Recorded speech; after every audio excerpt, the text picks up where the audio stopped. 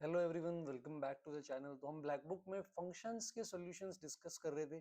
Last video में part 1 में हमने फर्स्ट से 10th क्वेश्चन के सॉल्यूशन देखे थे। इसमें हम 11 से 20th क्वेश्चन के सॉल्यूशन देखने वाले हैं।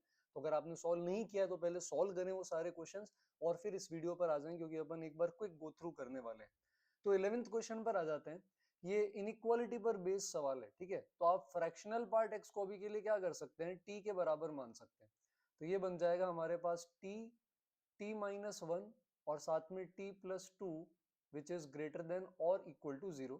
अब इसके रूट्स को नंबर लाइन पे प्लॉट करके इनइक्वालिटी जैसे सॉल्व करते हैं वैसे ही करते हैं। तो इसके रूट्स आएंगे -2, एक आएगा हमारे पास 1 और एक आएगा हमारे पास 0। इक्वल टू 0 अलाउड है तो यहाँ क्लोज लग जाएगा। और फिर जैसे हम करते हैं वेवी कर्व में plus minus plus minus. Greater than के लिए आगे वाला हिस्सा आ जाएगा और पीछे वाला हिस्सा आ जाएगा हमारे पास, और एक ये 0 भी आएगा। तो t की वैल्यू आ जाएगी -∞ से -2 यूनियन 0 और यूनियन में 1 से इंफिनिटी। प्रॉब्लम यह है कि फ्रैक्शनल पार्ट आपका क्लोज्ड 0 से ओपन 1 के बीच में ही रहता है। तो अगर अपन इसका भी ध्यान रखें और t के लिए इसका भी ध्यान रखें तो आपको फ्रैक्शनल पार्ट x की यानी कि t की एक ही वैल्यू मिलेगी जो है 0। तो ये तभी पॉसिबल हो सकता है 11th क्वेश्चन जब फ्रैक्शनल पार्ट x 0 आ जाए। और फ्रैक्शनल पार्ट x आप सब जानते हैं 0 होता है इंटीजर्स के लिए। तो आंसर क्या हो जाएगा, ऑल इंटीजर्स। नेक्स्ट पर आते हैं 12th क्वेश्चन के अंदर। इसके अंदर हमें एच ऑफ एक्स देखना है इनमें से किसके बराबर है। तो मैक्स का मतलब होता है इन दोनों में से जो बड़ा है। अगर F X minus G x बड़ा है तो answer F X minus G x आएगा, जीरो बड़ा है तो जीरो आ जाएगा। तो कहने का मतलब ये हो गया कि ये सॉल्व कैसे होगा कि भाई if F of X is greater than और इक्वल टू जी एक्स तो F X minus G X zero या जीरो से बड़ा होगा। तो वहां एच ऑफ एक्स की value 2 times F X minus G X के बराबर आ जाएगी। और अगर उल्टा हो गया, अगर एफ ऑफ एक्स छोटा हो गया जी एक्स से, जी एक्स बड़ा हो गया तो जीरो बड़ा हो जाएगा, वहां एच ऑफ एक्स की वैल्यू जीरो आ जाएगी। तो अब हमें देखना है इनमें से किस ऑप्शन को अपन इसी तरह से लिख सकते हैं। तो अगर आप सी ऑप्शन को ध्यान से देखें तो अगर F of X G X या जी एक्स से बड़ा है तो फिर G X minus F X negative होने की वजह से रिवर्स हो जाएगा, मोड खुलेगा तब। तो ये भी F X minus G x, ये भी F X minus G x add होकर बन जाएगा 2 F X minus G x, जो हमें भी मिल रहा है। और अगर जी एक्स बड़ा हो गया एफ एक्स से और एफ एक्स छोटा हो गया जी एक्स से तो उसके केस में ये जी एक्स माइनस एफ एक्स और F X minus G x add होकर जीरो आ जाएंगे। तो ये जो फर्स्ट फंक्शन जो इन्होंने क्वेश्चन में दिया और सी वाला जो फंक्शन है ये इक्वल या आइडेंटिकल फंक्शंस हो जाएंगे। 13th वाला क्वेश्चन रिलेशंस का है। तो अगर आपने रिलेशंस नहीं पढ़ा अभी के लिए तो आप इग्नोर कर सकते हैं। इनसे पूछा गया है कि इनमें से ये कौन सा है। तो अगर अपन देखें यहाँ पे तो ये इसके केस के अंदर 1 2 3 4 है ना। और सेट ए पे डिफाइंड है तो कोडोमेन भी 1 2 3 4 है, ए से ए जा रहा है। अब 1 इज रिलेटेड टू 3 तो 1 3 से मैप हो रहा है। 4 is related to 2, 2 is related to 4, 2 is also related to 3 and 3 is related to 1। तो बेटा सबसे पहले तो फंक्शन नहीं है, क्योंकि 2 की दो इमेजेस आ रही है, 3 भी 2 की इमेज है, 4 भी 2 की इमेज है, तो फंक्शन तो नहीं होगा। अब रिफ्लेक्सिव सिमेट्रिक ट्रांजिटिव हमें इसके केस में देखना है। तो इसके केस के अंदर रिफ्लेक्सिव नहीं, क्योंकि रिफ्लेक्सिव के लिए 1 1 2 2 3 3 4 4 सब होना चाहिए, तो रिफ्लेक्सिव भी नहीं है। ठीक है। और रही बात ट्रांजिटिव की तो 1 3 और 3 1 है, तो ए बी और बी सी होता है तो ए सी भी होना चाहिए, तो 1 1 होना चाहिए, 1 1 नहीं है तो ट्रांजिटिव भी नहीं है। और सिमेट्रिक भी नहीं है, क्योंकि 1 3 का 3 1 है, 4 2 का 2 4 है, पर 2 3 का 3 2 नहीं है। तो नॉट सिमेट्रिक आंसर हो जाएगा। तो मतलब ये रिलेशन है, फंक्शन नहीं है। और रिलेशन में भी ना ये रिफ्लेक्सिव है, ना ये सिमेट्रिक है, ना ये ट्रांजिटिव है। नेक्स्ट पे आ जाते हैं 14 में। तो ये फिर से रेंज वाला क्वेश्चन हो गया, जैसे अपन ने लास्ट लेक्चर में देखे थे सॉल्यूशन डिस्कस करते वक्त। तो इसके अंदर यहाँ पर क्या है, अगर RHS LHS के बराबर होगा तो k π/6 इसकी रेंज में होना चाहिए। तो अपन 14 क्वेश्चन में इसकी रेंज निकालेंगे। अब रेंज के लिए अपन अंदर से बाहर की तरफ जाते हैं। तो पहले आप इसकी रेंज निकालो। तो जैसे आपको पता है साइन स्क्वायर एक्स 0 से 1 के बीच में है, तो यदि अपन 0 रखें तो वहां पे इनपुट साइन इनवर्स के अंदर जाने वाली चीज 1 हो जाएगी। और अगर अपन साइन स्क्वायर एक्स 1 लें तो डिनोमिनेटर बड़ा हो जाएगा, वैल्यू कम हो जाएगी, तो वहां पर हाफ आ जाएगा। तो हाफ से 1 के बीच में है साइन इनवर्स के अंदर की चीज, जो उसके डोमेन में ही है, तो कोई दिक्कत भी नहीं है। तो हाफ से 1 साइन इनवर्स में डालोगे तो साइन इनवर्स हाफ आ जाएगा π/6। जिन्होंने ITF नहीं पढ़ा है तो वो वेट करें। और साइन इनवर्स 1 जो है वो π/2 आ जाएगा। तो π/6 से π/2 लेफ्ट हैंड साइड की रेंज आ रही है। मतलब अगर सोल्यूशन आएगा तो जो आपका k π/6 है वो इसी π/6 से किसके बीच में होना चाहिए, π/2 के बीच में होना चाहिए। तो अब यहाँ पाई कट हो जाएगा और 6 से मल्टीप्लाई करेंगे तो आंसर आ जाएगा 1 से 3। ठीक है। 15th क्वेश्चन हमारा फंक्शनल इक्वेशन पर बेस्ड है, जहां पर अपन कुछ वैल्यूज पुट करके सब्स्टिट्यूट करके किसी तरह वैल्यू निकाल लेते हैं। तो जैसे एफ ऑफ 01 है, तो एफ ऑफ 01 का यूज करके हमें F of 2a minus x बताना है। तो अपन क्या कर सकते हैं, जैसे अब ये सोचना पड़ता है ना, ये प्रैक्टिस से आएगा जितने जैसे आप क्वेश्चंस करते जाओगे। तो आप जैसे एफ ऑफ 0 पता है, तो आप एक्स और वाई दोनों को 0 रख दो, तो एफ ऑफ 0 बन जाएगा और राइट साइड में आ जाएगा एफ ऑफ 0 इंटू 0, ठीक है, और माइनस में आ जाएगा F of A into F of A. तो क्योंकि एफ ऑफ 0 की वैल्यू 1 है, तो ये 1 और 1 कट जाएंगे, तो एफ ऑफ ए 0 बन जाएगा। तो सबसे पहली चीज आपको यहाँ से ये मिलेगी कि एफ ऑफ ए की जो वैल्यू आ रही है अपने पास इसके केस के अंदर, वो एफ ऑफ ए किसके बराबर आ जाएगा, 0 के बराबर आ जाएगा। ठीक है, तो सबसे पहली चीज तो हमारे पास ये होगी। अब और भी जैसे F of A minus x है, तो अब यहाँ अपन को सोचना पड़ेगा कि अपन क्या सब्सटीट्यूशन करें कि F of 2a minus x की अपन यहाँ पर वैल्यू निकाल सकें किसी तरह से। तो वैसी चीजें अपन को जैसे जैसे आप प्रैक्टिस करोगे है ना, चीजों के बारे में और सोचोगे देखोगे, तो वैसी चीजें फिर आपको नेचुरली और चमकने लग जाएंगी। ठीक है, तो हमें F of 2a minus x का इसमें रिलेशन देखना है कि इनमें से किसके साथ वो चीज यहाँ पर मैप कर सकते हैं अपन। ठीक है, तो यहाँ पर जैसे सोचते हैं F of 2a minus x के लिए, जैसे मान लो x को a ले लें और y को अगर अपन ले लें x माइनस ए,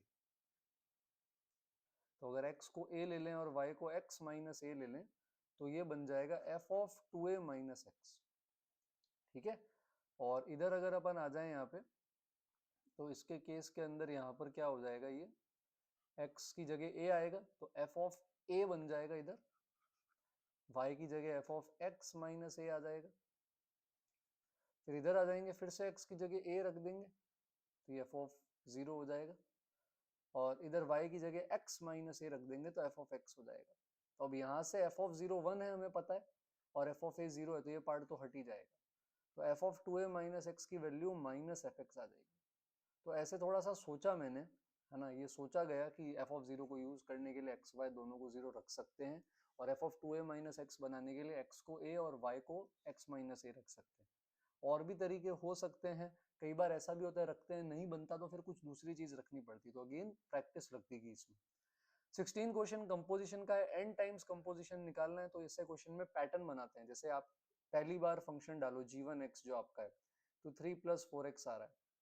ठीक है, फिर आप मान लो g ऑफ x लेते हो, तो आप यहाँ पे क्या करोगे, x की जगह g ऑफ x की ही डेफिनेशन वापस रख दोगे, तो ये आपका 15 + 16x आ जाएगा। एक बार और निकाल लो, पैटर्न दिख जाएगा। तो g ऑफ x जब आप यहाँ पे निकालोगे, तो 15 ये 3 + 4x जो था, इसमें पिछला वाला इनपुट रख देंगे 15 + 16x जो हमारे पास आया था, तो ये 63 + 64x। अब यहाँ से पैटर्न दिख जाएगा, देखो पहले 4x था, फिर 16x था, फिर 64x है। तो अगर अपन n टाइम्स कंपोजिशन निकाल रहे हैं, तो 4 की पावर nx आ रहा है, और 3 15 63 उससे एक कम है, तो कांस्टेंट में से कम वैल्यू आ रही है, और इसका इनवर्स निकालना है। तो इनवर्स निकालने के लिए अपन क्या करते हैं, इसको y के बराबर कर देते हैं, तो यहाँ पर अपन इसको y के बराबर रख देंगे ऐसा। अब आपको क्या करना है, अब आप एक तरफ भेजेंगे, 1 उधर जाएगा, 4 की पावर n सब्ट्रैक्ट होगा, है ना, फिर 4 की पावर n से डिवाइड होगा, तो वहां से आपका इनवर्स आ जाएगा। तो इनवर्स वाला पार्ट सिंपल है। 17 में क्वाड्रेटिक बाय क्वाड्रेटिक दे रखी है और बोल रहा है कि सर्जेक्टिव मैपिंग है, मतलब range must be all real numbers. हम चाहते हैं कि इसकी रेंज ऑल रियल नंबर्स आ जाए, तो हम रेंज निकालने के लिए क्या करते हैं, इसको इक्वल टू y करते हैं, एक बार एक फ्रेश पेज पे लिखते हैं, तो ये हो जाएगा y, है ना, और y किसके बराबर दिया हुआ है इन्होंने, अगर अपन एक बार वापस देखें, तो x² + 2x + a है ऊपर, है ना, तो x² + 2x + a, और नीचे अगर आप देखोगे तो यहाँ पर x² + 4x + 3a है, x² + 4x + 3, ऐसा। तो क्वाड्रेटिक बाय क्वाड्रेटिक की रेंज आ सकती है all real, linear bye linear की नहीं आ सकती। लीनियर बाय लीनियर के ग्राफ से आपको ये बात पता होनी चाहिए, एंड क्वाड्रेटिक बाय क्वाड्रेटिक से भी पता होनी चाहिए कि उसकी आ सकती है, आएगी कैसे वो तो अभी देखेंगे। लीनियर बाय लीनियर की कभी नहीं आ सकती, ये भी आपको पता होना चाहिए, तो सोचना इस बारे में। क्रॉस मल्टीप्लाई करके एक तरफ ले जाएंगे, तो y - 1 x², 4y - 2 x + 3ay - a बनेगा। अब आप इसका x रियल है, तो d > 0 कर देंगे, तो ये आ जाएगा 4y² - 4y + 1, और माइनस के अंदर आ जाएगा 4 टाइम्स, और y - 1 को अगर इससे मल्टीप्लाई कर लें, a बाहर ले लेते हैं, तो y minus one into three y minus one. तो डिस्क्रिमिनेंट आई होप सभी को निकालना आता है। तो कुछ इस तरह से बन जाएगा, this must always be greater than equal to zero. तो 4 तो भले ही हम कॉमन लेके उड़ा सकते हैं, तो यहाँ पर 4 माइनस थ्री ए वाई स्क्वायर बनेगा, ठीक है। उसके अलावा यहाँ पर 4a माइनस फोर वाई बन जाएगा और 1 माइनस ए बन जाएगा। कैलकुलेशन एक बार वापस देख लीजिएगा। तो ये quadratic always greater than equal to zero है। तो quadratic always greater than equal to zero तब होती है जब इसका a पॉजिटिव हो जाए और इसका d less than equal to zero हो जाए। तो एक बार फिर से अपन d निकालेंगे और इसका अब जो वापस अपने पास d आएगा ये अपन less than equal to zero कर देंगे। तो अगेन आई रिपीट, कैलकुलेशन आपको वापस करनी है। इस पार्ट को आप सॉल्व कर लेंगे तो आंसर 0 से 1 आएगा। मैंने कर रखा है इसलिए मुझे याद है, बट आपको दो बार करना है, d का d less than equal to zero करना है। और ये केस अलग से चेक होता है हमेशा जब क्वाड्रेटिक नहीं होती है। तो y बराबर 1 आप अलग से डाल के देख लें। तो अगर आप y बराबर 1 अलग से डाल के देखेंगे तो 2x plus 2a equal to zero ऐसा कुछ आ जाएगा। यानी कि आपका कुछ x बराबर माइनस ए आ जाएगा। तो x बराबर माइनस ए रखने में कोई परेशानी नहीं होनी चाहिए। तो x बराबर माइनस ए अगर आप इसमें रखेंगे तो ए स्क्वायर माइनस ए बन जाएगा।